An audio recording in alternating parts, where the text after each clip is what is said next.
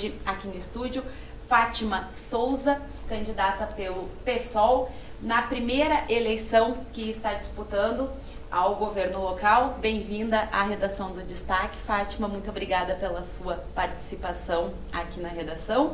E para a gente dar início já quero começar a conversar um pouquinho com você sobre essa tua disputa, essa é a tua primeira colocação, não é a primeira vez que você coloca o seu nome na disputa ao governo e chega defendendo que a população está cansada desta velha política instituída ao longo dos anos. Como é que você pretende sustentar esse teu posicionamento, esse teu discurso, sendo que você nunca teve, não é, a possibilidade até então de ter tido experiência a cargos eletivos? Como é que você vai se colocar nessa disputa? Bem-vinda mais uma vez, Fátima. Eu que agradeço, o convite de vocês.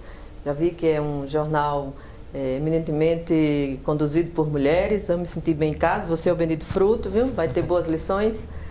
Bom, veja, eu pela primeira vez coloco o meu nome à disposição em cargo eletivo, como você bem explicou, mas não é a primeira vez que estou na gestão pública, né?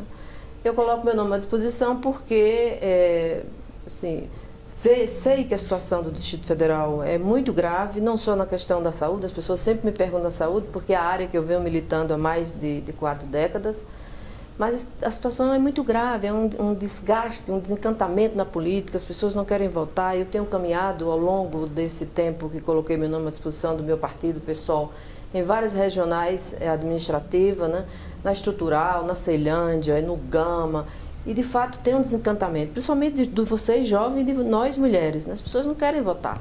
Isso é legítimo, diria até, né? Quer dizer, compreensível melhor, né? Mas não é possível que isso fique assim. Por isso eu me coloquei à disposição, porque quero reencantar essa população.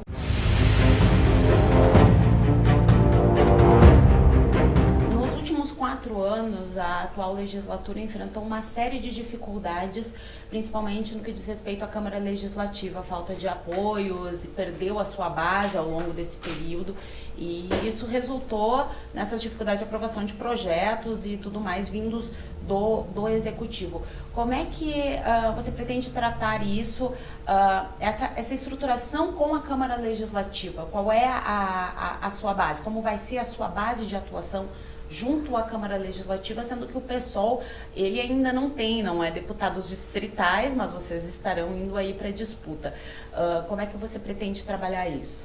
A nossa governabilidade será feita direta com o povo. Nós vamos usar o instrumento da democracia radicalizada.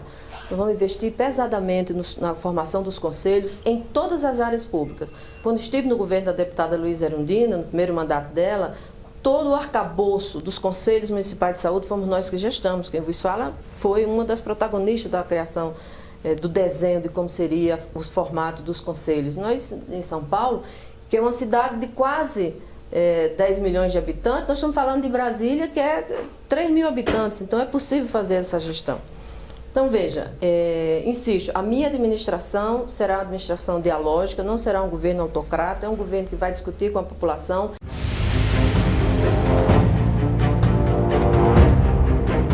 A falta de leitos públicos é um dos maiores problemas do Distrito Federal. E como tentar solucionar esse problema que se arrasta durante anos, principalmente com a implementação da PEC do teto dos gastos, que deve reduzir ainda mais o repasse de verbas para o Distrito Federal? Como a senhora pretende solucionar esse problema da saúde? Vamos por parte. Essa questão da PEC, que reduz os custos para a saúde e a educação e a Seguridade Social, ele é um tiro nas políticas públicas que foram construídas ao longo desses, dos 30 anos, vamos fazer o marco da Constituição Brasileira, no caso do SUS, mortal. E isso, assim que assumimos o governo federal, é a primeira atitude que qualquer presidente do campo democrático vai ter que reverter isso. Isso, de fato, está tendo já um prejuízo muito grande para o campo da saúde. No caso do Distrito Federal, você fala dos leitos, aí é uma questão de gestão. Porque, por exemplo, agora mesmo a Secretaria do DF devolveu para os cofres do Fundo Municipal Distrital de Saúde e para o Fundo Nacional de Saúde 34 milhões. Então, não me diga que falta leitos, não me diga que precisa fechar os leitos de UTI do Gama. E eu estava lá junto com a população para reivindicar que reabrisse esse serviço. Isso é falta de gestão.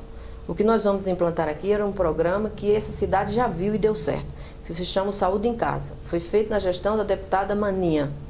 Deu certo e o governo Roriz, no primeiro ato dele, canetou que foi acabar o Saúde em Casa. Então, nós vamos voltar, sim, com o Saúde em Casa. Nós vamos começar a assistência dentro das famílias, nas comunidades, com processo de prevenção da saúde, de promoção da saúde. E nós vamos, eu gosto de dizer isso, nós vamos transformar essa cidade num canteiro de saúde, cultura e arte.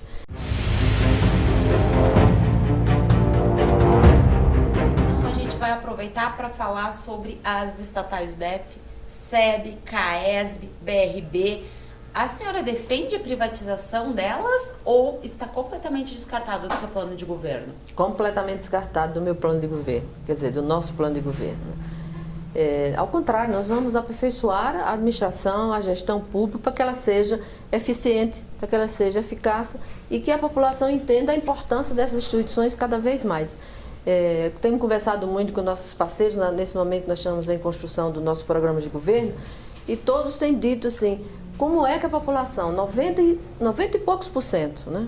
Vamos marcar aí, 90% é contra a privatização e os governos arrogam a transferir para a administração privada o que ele tem que administrar. Por exemplo, o BRB. O BRB tem que ser um banco a serviço da sociedade. O BRB tem que ser um banco que seja inovador, criativo, que possa investir na ciência e tecnologia, que possa investir na agricultura familiar, que possa investir nos pequenos empresários locais, em vez de ficar patrocinando sem nenhum retorno para o Estado. A senhora pretende trazer empresas de fora para investirem no DF, fazer algum tipo de incentivo, talvez, fiscal, para atrair e até entrando nessa questão, tirar um pouco dessa visão de Brasília voltada para o serviço público, não é? Que é uma coisa muito comum na cidade de Brasília. Qual é a sua estratégia em relação a isso? Veja, o serviço público a gente mantém e deve manter, qualificar e apoiar os servidores públicos e respeitar a natureza pela qual essa cidade foi desenhada originalmente. Mas nós vamos investir sim, nós vamos ter incentivos, mas incentivos desde que o Estado e a população ganhem mais do que o setor privado.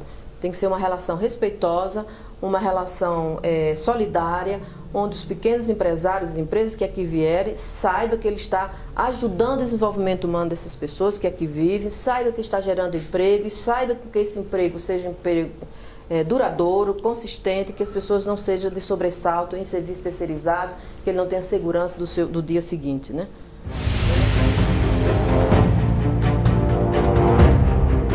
O GDF tem, ao longo desses últimos anos, estado no limite do permitido pela lei de responsabilidade fiscal e, inclusive, os concursos andaram numa decadência, parando um pouco por conta disso. A senhora pretende ter essa retomada de concursos públicos no DF ou acha que a máquina já está suficientemente inchada e que não seria mais necessário? Eu vou te dever essa resposta para o próximo momento para lhe dizer o seguinte. No grupo que está estruturando o plano de governo, nós temos um GT, que é um grupo de trabalho específico para estudar a máquina administrativa. E nem eu, nem ninguém que tenha ciência, que tenha um senso de responsabilidade, vai chegar aqui diante das câmaras e dizer que não vai mais fazer concurso público ou que a máquina está inchada. Eu prefiro saber se a máquina ela é máxima, ela é mínima, e para nós eu quero saber de uma máquina eficiente, ou seja, de uma máquina necessária que possa responder com qualidade, com humanização, com respeito à população.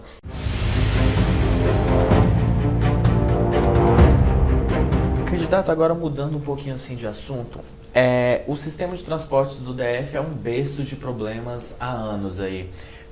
Fraudes recentes no DF Trans, ônibus sucateados, metrô que não consegue expandir a sua frota, BRT que não consegue se estender e obra do VLT que está parado desde a última Copa. Como a senhora pretende resolver esse problema? Nós vamos fazer um plano integrado, de novo, tem um GT que nós instituímos só para tratar essa questão do transporte, vamos fazer transporte integrado. Nós temos na nossa equipe um especialista da nossa Universidade de Brasília que tem insistido que não basta instituir empresas e delegar a responsabilidade da empresa e nunca mais o Estado tomar conta, monitorar, acompanhar, avaliar, inclusive a satisfação da população. Nós vamos ouvir pesadamente o sentimento dessa população.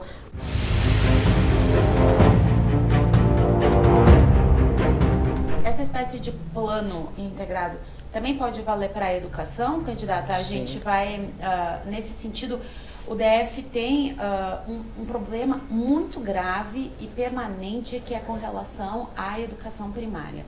As vagas em creches, a fila nunca baixa de 20 mil crianças esperando ali entre 0 e 4 anos, que é o maior déficit do DF.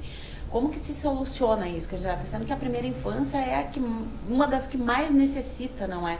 Desse investimento e desse apoio. Como aumentar as vagas em creche e dar essa estrutura para a população? Veja, na educação em particular, não basta ter creche. A gente já sabe do déficit que ela existe, mas a forma que ela vem funcionando é depósito de criança. A mulher já conquistou esse direito de ter creche, deixar seus filhos, mas tem que deixar seus filhos no lugar em que elas se sintam protegidas, em que elas saibam que a creche é a extensão da sua casa, no sentido do afeto, do carinho, do acolhimento. E investir pesadamente numa reforma de ensino junto. Tem que ser o governo do DF, o fato dele estar aqui, ele tem que ser provocador, mobilizador das reformas junto com o governo federal.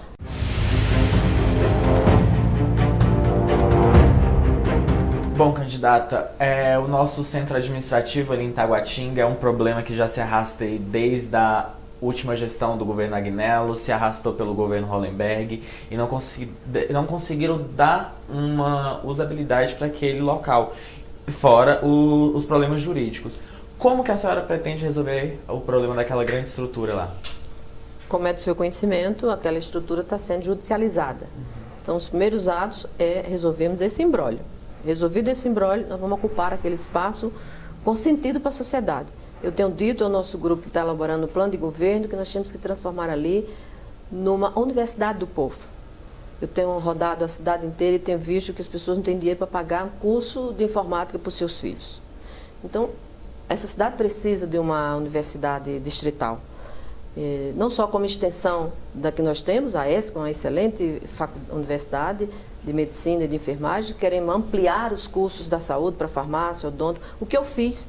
Nós fizemos, criamos, expandimos a faculdade de Ceilândia, na UNB para Ceilândia, com todos os cursos que vocês sabem que tem lá, fisioterapia, terapia ocupacional, enfermagem, farmácia, saúde coletiva. Vamos fazer isso naquele prédio, mas também com outras formações, para jornalista, para economista, para agricultura, essa cidade precisa, e especialmente para tecnologia. Seria por meio de parcerias? Onde viria esse recurso para essa universidade? Recurso próprio também. Nós vamos fazer parceria com o governo federal, mas também com recurso próprio. Vamos cortar as gorduras das carnes que ninguém sabe para onde está indo o dinheiro. Investir o dinheiro. Não investir aonde precisa ser investido.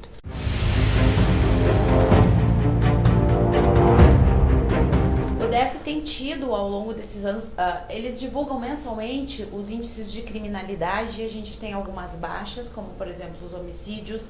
Eles vêm caindo, mas o assalto a coletivo é uma constante e sempre em alta, tal como os números de feminicídio e de estupro, que é absurdo o que isso tem crescido ao longo dos anos no DF. O que está acontecendo com a mentalidade do brasiliense nesse sentido? Como se faz política pública na área de segurança para reverter esse cenário que tem sido tão calamitoso nesse aspecto? Não, e é visível uma onda de conservadorismo nessa cidade, a vida está perdendo sentido, não é só homicídio, as pessoas estão se suicidando, é uma violência extremada. O que eu tenho dito é que isso é a falência do regime do sistema de segurança pública dessa cidade. O nosso governo vai tratar a segurança pública não de violência gerando violência. Eu tenho dito como marca simbólica para dizer o seguinte: a segurança pública ela será tratada, primeiro, investir nas pessoas que cuidam da segurança. Eles estão num processo de depressão coletiva, então nós vamos cuidar dessas pessoas, vamos cuidar do policial civil, do corpo de bombeiro, do policial militar, fazer um processo de integração das ações deles, não dá para cada um fazer uma ação, isso custa muito caro para o Estado. Qualquer administrador público que entende a administração vai saber que ações isoladas ela não levam a lugar algum. Nós vamos investir pesadamente na formação desses trabalhadores, nós vamos tratar cada vez mais essa polícia com uma reconstrução da cultura de paz e não violência. Nós vamos tratar a segurança pública. O Darcy Ribeiro morreu nos ensinando isso. Enquanto investirmos mais nas cadeias, menos na saúde, nós vamos ter mais cadeias construídas nessas cidades. Ele falava do Brasil, e eu falo do Distrito Federal, nós vamos investir pesadamente na cultura de paz nas escolas. E abusar das tecnologias, pesadamente. A gente precisa saber onde os crimes estão acontecendo, porque são as mulheres, onde as mulheres estão, e sabemos todos, não é só esses dados que estão me trazendo aqui. Morrem as mulheres negras, da periferia e pobre. Isso aí nós temos que acabar de vez. Nosso governo será intolerante com esse tipo de morte. Tanto é que o que aconteceu no Rio de Janeiro com a nossa Marielle já vai fazer 3 meses e a polícia não dá conta quem matou, por que matou Marielle. Claro que nós sabemos, mas não vem a público dizer, nem para o Brasil, nem para o mundo, por que matou uma negra líder daquela cidade. Isto aqui nós não vamos deixar acontecer. Ok, gente, essa é um pouquinho de Fátima Souza, uma das nossas candidatas ao GDF, e essa foi mais uma entrevista do Destaque Jornal, e você vai acompanhar tudo das eleições 2018 aqui, no nosso impresso e no nosso site. Muito obrigado, Fátima. Eu que agradeço a oportunidade.